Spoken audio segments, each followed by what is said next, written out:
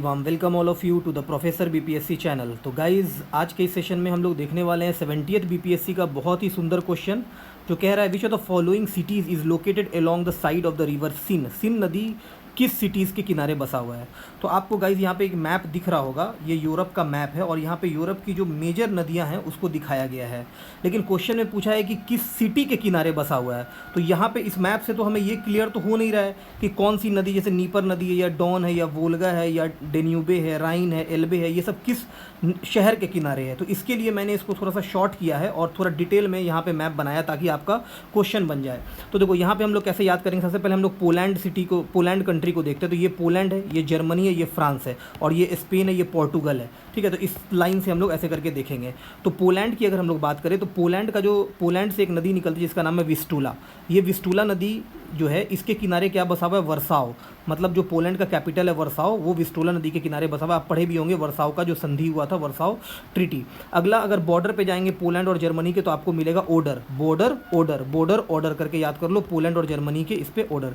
अब अगर जर्मनी में हमारा दो नदी मिलता है, जर्मनी में दो नदी कौन कौन है, एक है वेसर रिवर, एक दूसरा है एल्बे रिवर। इसको याद रखना है, बहुत इंपॉर्टेंट है। एल्बे नदी के किनारे क्या बसा हुआ है, हैम्बर्ग। हैम्बर्ग एक रिवराइन पोर्ट है जो एल्बे नदी के किनारे बसा हुआ है, बहुत इंपॉर्टेंट है। फ्रांस की अगर हम बात करें तो फ्रांस और जर्मनी के बॉर्डर से निकलती है एक नदी जिसका नाम है राइन रिवर। ये अल्प्स माउंटेन से निकलती है और अल्प्स माउंटेन होते हुए स्विट्जरलैंड होते हुए फ्रांस जर्मनी के बॉर्डर होते हुए ये नीदरलैंड पे चली जाती है। नीदरलैंड का जो शहर है रोटरडैम पोर्ट इसी के माउथ पे बसा हुआ है। तो यहाँ पे आपको इंपॉर्टेंट पता चल गया, अल्प्स माउंटेन से ये निकल रही है, पोर्ट ऑफ रोटरडैम है, स्विट्जरलैंड, जर्मनी, फ्रांस, ये सबसे ये गुजरती है और ये busiest trade port in the world है। अगर हम लोग आगे बात करें यूनाइटेड किंगडम का, यूनाइटेड किंगडम का जो शहर है लंदन, वहाँ पर क्या बसा हुआ है हमारा, थेम्स रिवर।